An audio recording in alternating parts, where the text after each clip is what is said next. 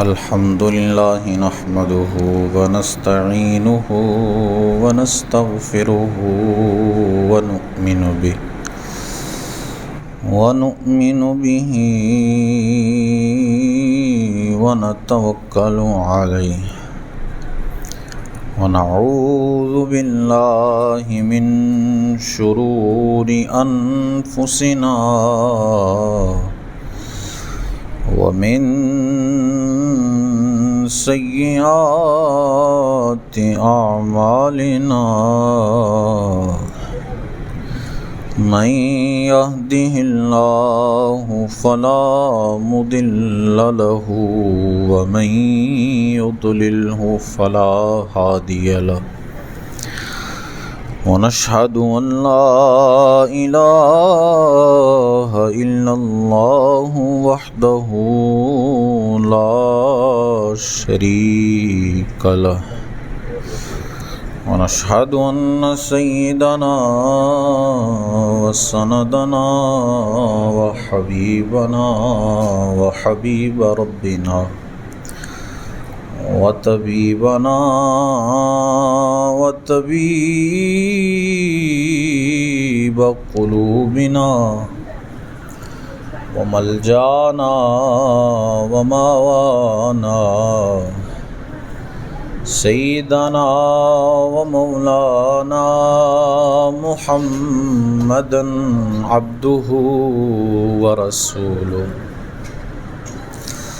أما بعد فأعوذ بالله من الشيطان الرجيم بسم الله الرحمن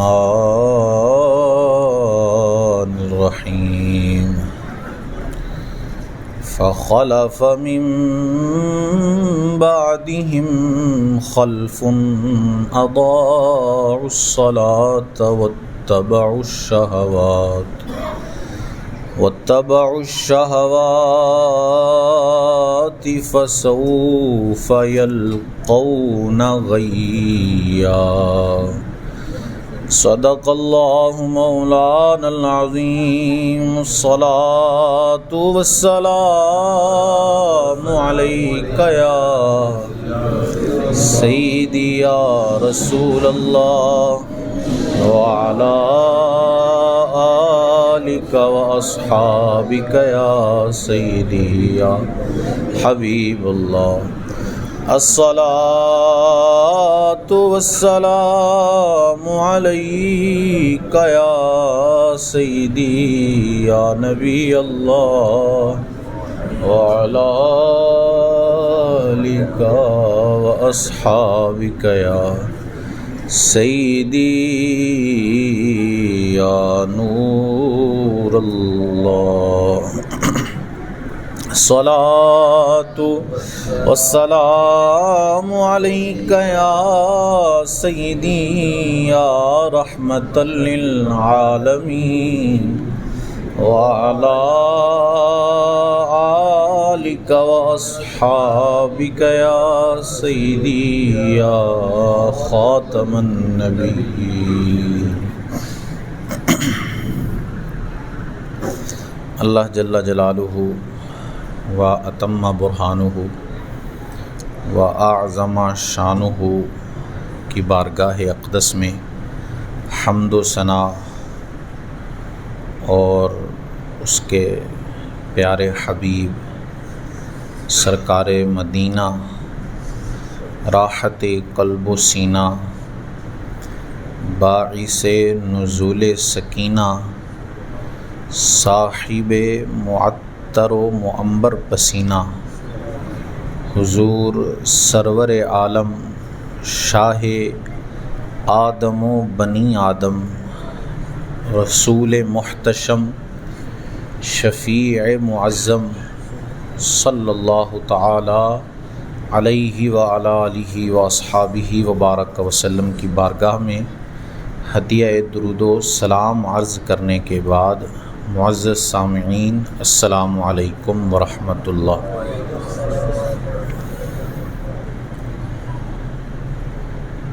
سرکار علی وقار صلی اللہ تعالی علیہ وسلم پر درود پاک پڑھنے کی بے شمار فضیلتیں اور برکتیں ہیں۔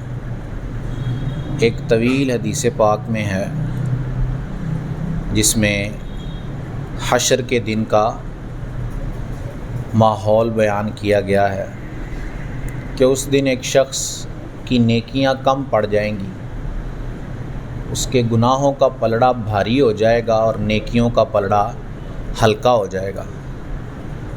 تو میرے آقا صلی اللہ تعالیٰ علیہ وسلم اپنے دامن مبارک سے ایک کاغذ نکال کر اس کی نیکیوں والے پلڑے میں رکھ دیں گے۔ جو ہی میرے آقا وہ کاغذ اس کی نیکیوں والے پلڑے میں رکھیں گے، اس کی نیکیوں والا پلڑا بھاری ہو جائے گا اور اس کی مغفرت کر دی جائے گی اور جنت کا پروانہ عطا کر دیا جائے گا۔ اب جب وہ جنت جانے لگے گا تو پوچھے گا، کیونکہ وہ پہچانتا نہیں ہوگا، تو پوچھے گا کہ آپ کون ہیں؟ اتنی مشکل میں آپ نے میری مدد کی ہے، اب اپنا تعارف تو کروائیں۔ تو حضور کہیں گے کہ میں تیرا نبی ہوں اور یہ تیرا وہ درود ہے جو دنیا میں تو مجھ پر پڑھا کرتا تھا، آج اس نے تجھے پورا فائدہ پہنچایا ہے۔ تو کثرت کے ساتھ سرکار پر درود پڑھنے کی عادت بنانی چاہیے کہ درود پڑھنا دنیا میں بھی فائدہ دیتا ہے اور کل بروز قیامت بھی یہ درود پڑھنا ہمارے کام آئے گا۔ سامعین ذی احتشام، اللہ کا کروڑ احسان ہوا ہم پر کہ اس نے ہمیں رمضان المبارک کی بابرکت گھڑیاں نصیب فرمائیں، اور خوش نصیب ہیں وہ لوگ جنہوں نے ان گھڑیوں کو غنیمت جانتے ہوئے اس میں جتنا ہو سکا اپنے رب کی فرما برداری کی، عبادت کی، سخاوت کی، روزے رکھے، زکوٰۃ ادا کی، جو جس کے حصے میں آیا وہ خوش نصیب ہے کہ اس نے ان بابرکت لمحات میں اپنے رب کی عبادت کو سر انجام دیا۔ اب جس طرح رمضان مل جانا یہ اللہ کی رحمت ہے اور اس کا کرم ہے، اسی طرح رمضان کے ذوق کو باقی رکھنا وہ بھی اللہ کی ایک رحمت ہے اور اس کا کرم ہے کہ رمضان کا ذوق باقی رہے۔ رمضان چلا جائے، رمضان ہم سے چونکہ اب رخصت ہو رہا ہے، آخری دن ہے آج، اور آج مغرب کی نماز کے بعد شوال کا چاند جو ہے وہ شوال کی تاریخ شروع ہو جائے گی۔ چند لمحے ہی جو ہیں وہ باقی رہ گئے ہیں، 2-4 گھنٹے کی بات ہے، اس کے بعد رمضان کا وقت جو ہے وہ ختم ہو گیا اور رمضان ہم سے رخصت ہو گیا۔ آئندہ سال ہم دعا یہی کرتے ہیں کہ اللہ ہمیں آئندہ سال بھی یہ گھڑیاں دیکھنا نصیب کرے، لیکن کسی کی زندگی کا کوئی بھروسہ نہیں ہے، ایک سانس کا بھروسہ نہیں ہے تو ایک سال کا بھروسہ تو بڑی دور کی بات ہے۔ تو جو گھڑیاں نصیب آئیں، میسر آئیں، ان کو غنیمت جان کر جس نے اس میں نیکیاں کر لیں، جس نے اس میں اپنے رب کو راضی کر لیا، وہ بندہ کامیاب ہو گیا۔ اب جو گھڑیاں باقی رہ گئی ہیں یا پھر رمضان کے بعد کا جو معاملہ ہے، جیسے میں نے عرض کی کہ رمضان ملا یہ اللہ کی نعمت ہے، اللہ کا کرم ہے، لیکن اس ذوق کو کون باقی رکھے گا؟ وہ جو رمضان کا ذوق تھا، نمازوں کا ذوق ہو گیا تھا بندوں کو، تعداد بڑھ گئی تھی نمازیوں کی، نیکیوں کا ذوق بڑھ گیا تھا، خیرات کرنے کا ذوق جو ہے وہ زیادہ ہو گیا تھا۔ رمضان آیا، رمضان کا جب چاند نکلا تو نیکیوں کا ایک جذبہ آ جاتا ہے مسلمانوں کے اندر۔ تو وہ جو ذوق ہے جو رمضان آنے سے آتا ہے، ہماری حالت یہ ہے کہ وہ ذوق جیسے ہی رمضان آتا ہے وہ ذوق پیدا ہوتا ہے، لیکن جو ہی رمضان رخصت ہوتا ہے وہ ذوق بھی ساتھ ہی رخصت ہو جاتا ہے۔ حالانکہ ہونا یہ چاہیے کہ جیسے رمضان آیا ذوق پیدا ہوا، جذبہ آیا عبادت کا، رمضان رخصت ہو کیونکہ اس کا وقت ہے، اس نے جانا ہے، لیکن وہ ذوق باقی رہنا چاہیے، وہ جذبہ جو عبادت کا رمضان کے اندر ہے وہی سارا سال باقی رہنا چاہیے، لیکن ہماری حالت اس سے بالکل مختلف ہے۔ سورہ مریم کی ایک آیہ مبارکہ میں نے آپ کے سامنے تلاوت کی، جس میں اللہ عز و جل ارشاد فرماتا ہے فَخَلَفَ مِن بَعْدِهِمْ خَلْفٌ أَضَاعُوا الصَّلَاةَ وَاتَّبَعُوا الشَّهَوَاتِ، تو ان کے بعد ان کی جگہ وہ ناخلف لوگ آئے جنہوں نے اپنی نمازیں ضائع کر دیں اور اپنی خواہشوں کے پیچھے چلے، فَسَوْفَ يَلْقَوْنَ غَيًّا، تو ان قریب یہ لوگ دوزخ میں غی کو پا لیں گے۔ غی یہ سیدنا ابن عباس سے روایت ہے کہ یہ جہنم کی ایک وادی ہے جو سب سے زیادہ گہری اور اس کی گرمی بھی سب سے زیادہ سخت ہے۔ جہنم کے اندر ایک وادی سب سے زیادہ گہری اور اس کی گرمی بھی سب سے زیادہ سخت ہے، اور اس وادی کے اندر ایک کنواں ہے جس کو ہب ہب کہتے ہیں۔ ہب ہب اس کنویں کا نام ہے۔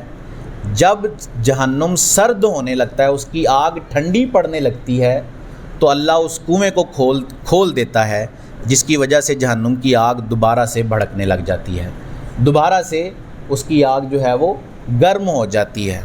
یہ اس وادی کی سختی کا بیان ہے کہ وہ وادی کتنی سخت ہے، اور کن لوگوں کے لیے اللہ نے وہ وادی بنائی ہے۔ اسی آیت کے اندر اللہ نے فرمایا کہ جو لوگ نمازیں ضائع کر دیتے ہیں اور جو لوگ اپنی خواہشوں کے پیچھے چلتے ہیں، ان قریب وہ غی کو حاصل کر لیں گے۔ اللہ عز و جل انہیں غی یعنی جہنم کی اس وادی کے اندر داخل فرمائے گا جس کی گرمی بھی سب سے زیادہ شدید ہے اور اس کی گہرائی بھی سب سے زیادہ سخت ہے۔ اب یہ جو آیہ مبارکہ ہے، اس سے پیچھے جو ہے وہ کئی سارے انبیاء کا اللہ عز و جل نے تذکرہ فرمایا ہے۔ سورہ مریم ہے تو اس کے اندر پہلے سیدنا زکریا علیہ السلام کا تذکرہ ہے، پھر اس کے بعد سیدنا عیسیٰ علیہ السلام، پھر سیدنا ابراہیم علیہ السلام، موسیٰ علیہ السلام، اسماعیل علیہ السلام، ادریس علیہ السلام۔ یہ سارے نبیوں کا تذکرہ کرنے کے بعد اللہ عز و جل پھر فرماتا ہے کہ یہ نیک لوگ تھے، جب تک دنیا میں رہے اللہ کی فرما برداری کرتے رہے۔ پھر ان نیک لوگوں کے جو صحابہ تھے، جو ان نبیوں کو دیکھنے والے یا ان کی صحبت پانے والے لوگ تھے، جب تک وہ دنیا میں رہے تب تک وہ لوگ فرما برداری پر قائم رہے، اپنے نبی کی سنت کو آگے بڑھاتے رہے۔ لیکن پھر آگے اللہ فرماتا ہے کہ جب یہ لوگ دنیا سے چلے گئے، فخلف من بعدہم خلف، تو ان کے بعد جو آئے، جو ان کے پیچھے آئے لوگ، انہوں نے کیا کیا؟ انہوں نے اپنے پہلے لوگوں کا راستہ چھوڑ دیا، جو ان کے بزرگوں کا راستہ تھا، جو نیک لوگوں کا راستہ تھا، جو سلف صالحین کا راستہ تھا۔ بعد میں آنے والوں نے اس راستے کو چھوڑ دیا اور نمازیں ضائع کیں اور اپنی خواہشات کی پیروی کی، اور اللہ عز و جل انہیں اس کا عذاب ضرور دے گا، اور وہ غی کی صورت میں اللہ عز و جل نے تیار کر دیا ہے۔ دو صورتیں یہاں بیان کی ہیں معاشرے کی بربادی کی، دو صورتیں۔ ایک نمازیں ضائع کرنا، یہ ہمارے معاشرے کی سب سے بڑی بربادی کا سبب ہے۔ نماز وہ چیز ہے جو ہمیں بے حیائی سے روک دیتی ہے، برے کاموں سے روکتی ہے، لیکن جب ہم نماز کو چھوڑ دیں گے تو ہم بے حیائی میں مبتلا ہو جائیں گے۔ جب ہم نماز کو ضائع کر دیں گے تو ہم بری باتوں کے اندر، برے کاموں کے اندر مبتلا ہو جائیں گے، اور یہی آج ہماری حالت ہے کہ ہم نے نماز ضائع کر دی تو ہمیں جو ہے وہ بے حیائی کے اندر مبتلا کر دیا گیا، بری باتوں کے اندر، برے کاموں کے اندر مبتلا کر دیا گیا۔ اب نمازیں ضائع کرنے سے کیا مراد ہے؟ ہم شاید سوچتے ہیں کہ نماز ضائع کرنا صرف یہی ہے کہ جو نماز نہیں پڑھتا وہ نماز ضائع کرتا ہے، حالانکہ اس کی بہت ساری صورتیں علماء نے بیان کی ہیں۔ پہلی صورت تو وہی ہے جو بالکل نماز نہیں پڑھتا، وہ بندہ اپنی نماز ضائع کر رہا ہے، اس نے نماز ضائع کر دی، اور جس نے نماز ضائع کر دی اس نے اپنا دین ضائع کر دیا۔ سیدنا عمر جب آپ کو شہید کرنے کے لیے اس جو ملعون تھا آپ کا قاتل، اس نے آپ پر زخم لگائے تو نماز کا ہی وقت تھا، کسی نے آپ سے کہا اے امیر المومنین نماز کا وقت ختم ہو رہا ہے، آپ نے کہا ہاں واقعی جس نے اپنی نماز ضائع کر دی اس نے اپنا دین ضائع کر دیا، اس کا دین اس کے ہاتھ سے نکل گیا، جس کی نماز اس کے ہاتھ سے نکل گئی۔ یہ ایک صورت ہے نماز ضائع کرنے کی۔ دوسری صورت کیا ہے؟ دوسری صورت یہ ہے کہ نماز کو اچھے طریقے سے ادا نہ کرنا، وہ بھی نماز کو ضائع کرنا ہے۔ نماز کے فرائض کی جو ہے وہ معلومات نہ ہونا، نماز کے واجبات کا پتہ نہ ہونا، نماز کو ادا کس طرح کرنا ہے اس چیز کا پتہ نہ ہونا، نماز کے اندر قرات کیسی کرنی ہے اس کا پتہ نہ ہونا۔ جو ان چیزوں کے بغیر نماز کو ادا کر رہا ہے، پڑھ رہا ہے، لیکن اصلاً وہ اپنی نماز ضائع ہی کر رہا ہے۔ سیدنا حذیفہ رضی اللہ تعالیٰ عنہ نے ایک شخص کو دیکھا کہ وہ اپنی نماز کے اندر رکوع و سجود صحیح طریقے سے ادا نہیں کرتا، رکوع میں کمی کرتا ہے، سجدے میں کمی کرتا ہے، تو آپ نے اس شخص کو بلایا اور پوچھا کہ تم کتنی دیر سے اس طرح نماز پڑھ رہے ہو؟ اس نے کہا میں 40 سال سے ایسے ہی نماز پڑھ رہا ہوں۔ آپ نے کہا تم نے 40 سال سے کبھی نماز ادا ہی نہیں کی ہے، تم نے کبھی نماز پڑھی ہی نہیں ہے 40 سال سے. کیوں؟ کیونکہ تم نے نماز کے فرائض کو اور واجبات کو پورا نہیں کیا. اور آج ہمارے اندر دیکھیں کتنے لوگ ہیں جن کو نماز کے فرائض کا علم ہے، کتنے لوگ ہیں جو نماز کے واجبات کے بارے میں جانتے ہیں. 4 یا 3 منٹ میں ہم دیکھتے ہیں کہ لوگ جو ہے وہ 4 رکعت کی نماز کو ادا کر دیتے ہیں اور اس کے اندر بالکل واجبات کا، تعدیل ارکان کا کوئی خیال نہیں رکھتے. رکوع سے اٹھیں گے کمر سیدھی بھی نہیں ہونے دیں گے، سجدے کے اندر چلے جائیں گے.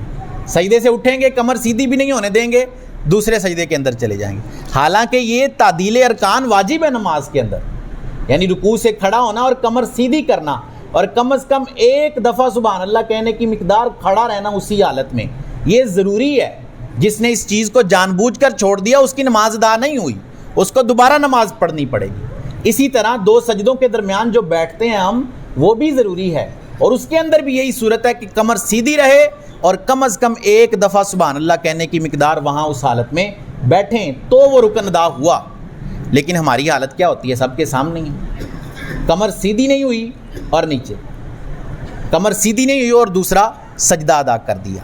تو یہ بھی نماز ضائع کرنے کی ہی صورت ہے جو اللہ عز و جل نے یہاں آیت کے اندر بیان فرمائی ہے. نمازیں نہ پڑھنا وہ تو ایک بدترین عمل ہے، نماز نہ پڑھنا. کیونکہ حدیث پاک میں میرے آقا نے فرمایا جو ایک نماز چھوڑتا ہے، ایک نماز، تو جہنم کے اس دروازے پر اس کا نام لکھ دیا جاتا ہے جس دروازے سے وہ جہنم کے اندر داخل ہونے والا ہے، اس دروازے پر. پھر جو نماز صحیح طریقے سے ادا نہیں کرتے، کبھی پڑھ لی کبھی نہ پڑھی، کبھی 2 پڑھ لی دن میں، کبھی 3 پڑھ لی، ان کے بارے میں اللہ کیا فرماتا ہے؟ فویل للمصلین الذین هم عن صلاتهم ساہون. خرابی ہے ان نمازیوں کے لیے، نمازیوں کے لیے خرابی ہے. کون سے نمازیوں کے لیے؟ الذین هم عن صلاتهم ساہون، جو اپنی نمازوں کے بارے میں غفلت میں پڑے ہوئے ہیں. غفلت کیسی ہے کہ کبھی 1 ادا کرتے ہیں، کبھی 2 ادا کر لیتے ہیں. ٹائم ملا تو جتنی ادا ہو سکتی ہیں اتنی کر لیتے ہیں.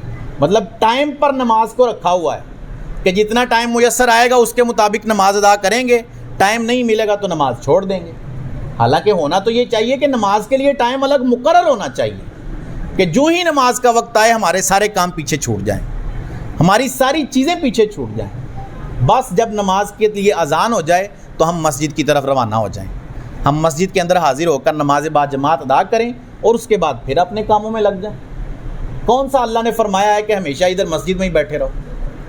کون سی پابندی لگائی ہے اللہ نے کہ 5 نمازوں کے علاوہ ہر وقت مسجد کے اندر ہی گزارنا ہے، پھر جا کر جو ہے وہ تم کامیاب ہو؟ 5 نمازیں فرض کی ہیں، بس فرض نمازیں، اس کے علاوہ کوئی ضروری کام فرض نہیں کیا ہمارے اوپر. دن کا 1 دن کی 5 نمازیں، تو کتنا کو ٹائم لگ جاتا ہے 5 نمازوں میں؟ تو یہ معاشرے کی بربادی کا سب سے بڑا سبب ہے جو آیت کے اندر بیان کیا کہ وہ لوگ اپنی نمازوں کو ضائع کر دیتے ہیں. اور دوسرا جو سبب بیان کیا وہ تھا کہ وہ لوگ اپنی خواہشوں کے پیچھے چلتے ہیں، نماز ضائع کرتے ہیں اور اپنی خواہشوں کی پیروی کرتے ہیں. آج ہم اپنی خواہشوں کے غلام ہو چکے ہیں. آج ہم دین کو، شریعت کو اپنی خواہش کے تابع کرنا چاہتے ہیں. کسی کو شریعت کا مسئلہ بتایا جائے تو وہ کہے کہ یہ سمجھ میں نہیں آتی بات، یہ عقل میں نہیں بیٹھتی بات. بھائی تمہاری عقل شریعت کے تابع ہے، شریعت تمہاری عقل کے تابع نہیں ہے. شریعت کا جو مسئلہ ہے وہ تمہاری عقل کے تابع نہیں ہے کہ تمہیں سمجھ میں نہیں آ رہا تو اس لیے ہم شریعت تبدیل کر دیں گے. تمہاری عقل شریعت کے تابع ہے. جب بھی شریعت کا کوئی مسئلہ سمجھنا ہے تو اس میں ہمیشہ اپنی عقل کا ہی قصور جانیں کہ جو اللہ اور اس کے رسول نے مسائل بیان فرمائے ہیں وہ بالکل عقل کے تقاضوں کے مطابق ہیں. ہماری عقل اس تک نہیں پہنچ سکتی، یہ ہماری عقل کا نقصان ہے، یہ ہماری عقل کی کمی ہے. لیکن ہم چونکہ اب خواہشوں کے پیچھے چلتے ہیں، ہم چونکہ اب خواہشوں کی پیروی کرتے ہیں، تو اس لیے جو ہے وہ ہم اپنی خواہشوں کے پیچھے دین کو بھی لے کے آنا چاہتے ہیں. ہم چاہتے ہیں کہ ہمارے طریقے سے دین چلے، جو ہمارے لیے مناسب ہو، جو ہمارے لیے اچھی چیز ہو ہم اس کی طرف. آپ دیکھیں گے کہ آج سوشل میڈیا پر مختلف قسم کے لوگ دین پھیلاتے ہیں،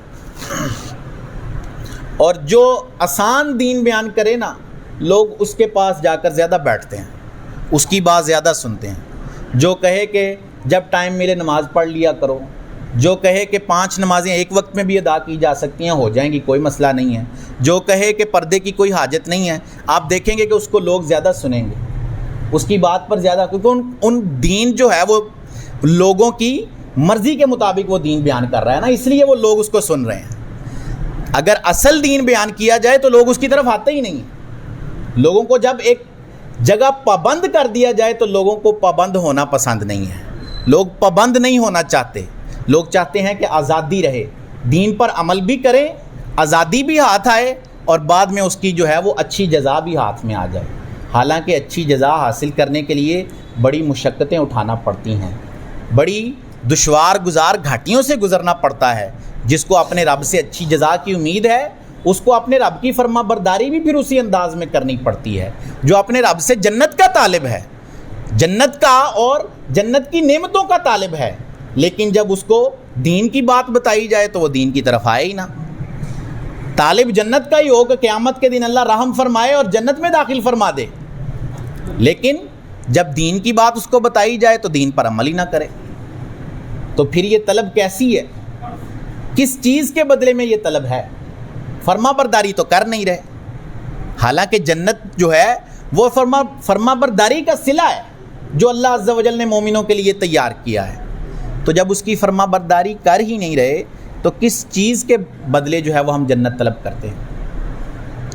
میں عرض کر رہا تھا کہ لوگ جو آسان دین بیان کرتا ہے اس کے پاس جاتے ہیں، اس کی بات سنتے ہیں، حالانکہ دین کے بارے میں یہ ہمیشہ یاد رکھے کہ دین اسی شخص سے سیکھنا چاہیے جو واقعی ماہر ہو دین کا، جو واقعی دین کا عالم ہو۔ ایسے ہی نہیں کہ جو مرضی اٹھے اور 4 کتابیں پڑھ کے دین سکھانا شروع کر دے اور کہے کہ خود بخود سیکھو، خود قرآن پڑھو، خود حدیث۔ آج یہ عام ہے ہمارے لوگوں کے اندر، خود قرآن پڑھو، خود حدیث پڑھو۔ جب تک کوئی ماہر استاد آپ کے ہاتھ نہیں آتا تب تک آپ اچھے طریقے سے دین نہیں سیکھ سکتے۔ آپ دیکھتے ہیں کہ ہر پروفیشن کا ایک ماہر ہوتا ہے اور لوگ اس کی شاگردی اختیار کرتے ہیں اس پروفیشن میں ماہر ہونے کے لیے۔ وکیل کو دیکھتے ہیں تو وہ ایک بڑے وکیل کے پاس رہ کر پریکٹس کرتا ہے 2-3 سال، پھر اس کو پتہ چلتا ہے کہ کیسے جو ہے وہ معاملات ہیں وکالت کے۔ ڈاکٹر کو آپ دیکھتے ہیں وہ خالی MBBS ڈگری لے کر جو ہے وہ کام شروع نہیں کر دیتا، بلکہ وہ بڑے ڈاکٹروں کی نگرانی میں رہ کر اپنی جو ہے وہ پریکٹس کرتا ہے، پھر اس کے بعد اس کے معاملات ہوتے ہیں۔ جو بھی پیشہ آپ اٹھا کر دیکھ لیں، وہ پہلے ماہرین کے پاس بیٹھتا ہے، اپنی پریکٹس کرتا ہے، پھر اس کے مطابق جو ہے وہ اس کا کام شروع ہوتا ہے۔ لیکن دین کو لوگوں نے اتنا لاوارث سمجھ لیا ہے کہ جو مرضی اٹھتا ہے اور 4 کتابیں پڑھ کے کہتا ہے کہ اب میں نے دین سیکھ لیا، اب مجھے دین آ گیا ہے، کیونکہ میں نے قرآن کا ترجمہ پڑھ لیا ہے، کیونکہ میں نے حدیث کی اردو شروحات پڑھ لی ہیں، اردو کے اندر جو تراجم کیے گئے تھے وہ میں نے پڑھ لی ہیں، اب مجھے کسی جو ہے وہ استاد کی حاجت نہیں ہے۔ وہ ماہرین جنہوں نے اپنی زندگیاں بسر کر دی ہیں دین سیکھنے میں، ان کے پاس بیٹھنا پڑے گا، ان سے دین کی بات سیکھنی پڑے گی۔ جو کبھی مدرسے کی شکل ہی نہیں جس نے دیکھی، جس نے کبھی استاد کا ہاتھ ہی نہیں پکڑا، کسی استاد کے سامنے بیٹھا ہی نہیں ہے، وہ کیا دین سکھائے گا؟ اس کو کیا پتہ ہے کہ دین کیا چیز ہے؟ لیکن آج لوگ اسی کو عالم سمجھتے ہیں، آج لوگ اسی کو عالم سمجھتے ہیں جو بغیر کسی استاد کے ہی عالم بن جاتا ہے، حالانکہ کسی بھی چیز کا عالم بننے کے لیے استاد کی اشد حاجت ہے، اور یہ بھی لوگوں کی خواہشوں کے پیچھے چلنے کی علامت ہے، کیونکہ لوگ اپنی خواہش کے پیچھے چلتے ہیں، لوگوں کے فائدے کا دین جہاں ملتا ہے لوگ وہاں جا کر اس کی بات سنتے ہیں۔ آج اگر ہم یہاں سے آزادی دے دیں ہر کام کرنے کی، اور دیکھیں گے کہ آپ یہاں کتنا جمگٹھا لگ جاتا ہے لوگوں کا، اگر ہم بھی وہی آسان دین بیان کرنا شروع کر دیں۔ بڑا مشکل ہے وہ جزا حاصل کرنا جو اللہ عز و جل نے تیار کی ہے۔ اس کے لیے حضور نے کتنی مشقتیں اٹھائی ہیں، پاؤں میں ورم آ جاتا ہے میرے آقا کے عبادت کرتے کرتے، اتنی عبادت، اتنا قیام میرے آقا کرتے ہیں کہ اللہ خود کہتا ہے کہ قیام کم کیا کرو، یا ایھا المزمل قم اللیل الا قلیلا، اے مزمل رات کے وقت تھوڑا قیام کیا کیجئے، نصفہ او انقص منہ قلیلا، آدھی رات یا اس سے بھی کم کر دیجئے. یہ میرے آقا کی حالت ہے کہ آپ اپنے رب کی کتنی فرما برداری کر رہے ہیں, کتنی عبادت کر رہے ہیں کہ اللہ خود کہہ رہا ہے کہ کم کیجئے. خود فرما رہا ہے اللہ, جس کی بندگی بجا لا رہے ہیں. پاؤں سوج گئے ہیں. سیدہ عائشہ کہتی ہیں آپ تو وہ ہیں جن کی وجہ سے اللہ گناہ معاف کرنے والا ہے, جن کی وجہ سے لوگوں کی بخشش ہونے والی ہے. آپ اتنی عبادت کرتے ہیں کہ پاؤں سوج جاتے ہیں. میرے آقا نے کہا ہے عائشہ, جس رب نے مجھ پر اتنی نعمتیں کی ہیں, کہ اس نے مجھ پر اتنے احسانات کیے ہیں, تو کیا میں اس کا شکر گزار بندہ نہ بنوں؟ جو مجھ پر اتنی نعمتیں کرتا ہے, کیا میں اس کی شکر گزاری نہ کروں؟ کیا اس کے سامنے نہ جھک جاؤں؟ یہ حضور کہہ رہے ہیں, خاتم النبیین, افضل الانبیاء, امام الانبیاء, محبوب رب العالمین, آپ فرما رہے ہیں یہ. اور ہم ادنا امتی ہیں آپ کے, کوئی اوقات نہیں ہے ہماری, نہ ہمارے اعمال ایسے ہیں اور نہ ہی ہمارے پاس کوئی اس طرح کی چیز ہے کہ ہم اس پر اترا سکیں. لیکن ہم اپنی خواہشوں کے پیچھے چلتے ہیں. تو یہ دو سبب ہیں جو اس آیت کے اندر اللہ عز و جل نے بیان فرمائے ہیں معاشرے کی بربادی کے. نمازوں کو ضائع کرنا اور اپنی خواہشات کے پیچھے چلنا, یہ ہمارے معاشرے کی بربادی کا بڑا سبب ہے. نماز جو بے حیائی سے روکتی ہے, تو جب نماز چھوڑ دی تو بے حیا ہو گئے لوگ. خواہشوں کے پیچھے چلے تو اپنی زندگیوں کو برباد کر لیا. آج اگر لوگ نمازوں کی پابندی کرنا شروع کر دیں, نماز کا جو ترک والا معاملہ ہے اس کو ختم کر دیں اور اپنی خواہشات پر قابو پا لیں, خود کو خواہش کو تابع نہ کریں بلکہ خواہش کو اپنے تابع کر لیں, تو آج ہمارا معاشرہ ٹھیک ہو سکتا ہے. اگر ہماری خواہش ہمارے تابع ہو جاتی ہے, اگر ہم نمازوں کی پابندی کرنا شروع کر دیتے ہیں, تو آج ہم کامیاب ہو جائیں گے, آج ہمارا معاشرہ ترقی کی طرف چل پڑے گا. لیکن اس کے لیے محنت و مشقت کی حاجت ہے, اس کے لیے کوشش کرنے کی حاجت ہے. صرف باتیں کرنے سے, یا یہاں آتے ہیں آپ, ہم بیان کرتے ہیں, بس سنا اور اٹھ کر چلے گئے, ایسے معاشرہ ٹھیک نہیں ہوگا, ایسے بے برکتیاں ختم نہیں ہوں گی. نماز چھوڑنا یہ بے برکتی کا بھی ایک سبب ہے. آج ہمارے وقت میں بے برکتی ہے. آپ نے دیکھا کتنی جلدی رمضان گزر گیا, کتنی جلدی رمضان گزر گیا. یہ بے برکتی وقت کی بے برکتی ہے, اور کیا ہے. نماز کے اخروی نقصانات کے ساتھ ساتھ دنیاوی نقصانات بھی ہیں نماز چھوڑنے کے. تو اخروی نقصان تو یہ ہے کہ اس کے لیے عذاب ہے جو نماز چھوڑتا ہے, نماز قضا کر دیتا ہے. دنیاوی نقصان, اس کی نحوستیں یہ ہوتی ہیں کہ بے برکتی چھا جاتی ہے. آج ہر جگہ بے برکتی ہے, وقت کے اندر بے برکتی ہے, رزق کے اندر بے برکتی ہے. آج لوگ وظیفہ مانگنے آتے ہیں کہ ہمیں کوئی وظیفہ دیں تاکہ ہمارے رزق کے اندر برکت ہو جائے. کوئی وظیفہ, کوئی کلمہ کلام ایسا پڑھنے کا بتائیں کہ ہمارا جو ہے وہ کاروبار ٹھیک ہو جائے. یہ وظیفہ مانگنے والے صاحب سے کہا جائے بھئی فجر کے وقت جو ہے نا وہ اتنا وظیفہ کرنا ہے, فجر کی نماز باجماعت پڑھنی ہے, اور اس کے بعد جو ہے وہ 100 دفعہ یہ کلمہ پڑھنا ہے, انشاءاللہ تمہارے رزق میں برکت ہو جائے گی. وہ حضرت صاحب یقیناً یہ کہیں گے کہ کوئی اور وظیفہ دے دیں, فجر کے وقت مجھ سے اٹھا نہیں جاتا. کتنی بڑی بد نصیبی ہے کہ ہم وظیفہ مانگنے آ رہے ہیں لیکن ہم نماز ادا نہیں کر رہے. ہم وظیفہ مانگنے آئے ہیں لیکن ہم فرض نماز ادا کرنے کی طرف نہیں آتے. آدمی کے لیے سب سے بڑا وظیفہ یہ ہے کہ وہ اپنی 5 نمازیں ادا کر دے. یہ اس کے لیے سب سے بڑا وظیفہ ہے, اور کسی وظیفے کی اس کو حاجت نہیں رہے گی جب وہ 5 نمازیں ادا کر لے گا.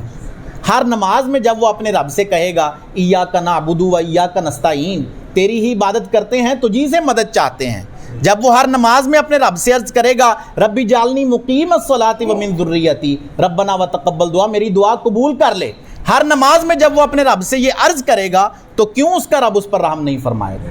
یقیناً اس کا رب اس پر رحم فرمائے گا. تو یہ سب سے بڑا وظیفہ ہے بے برکتی سے بچنے کا.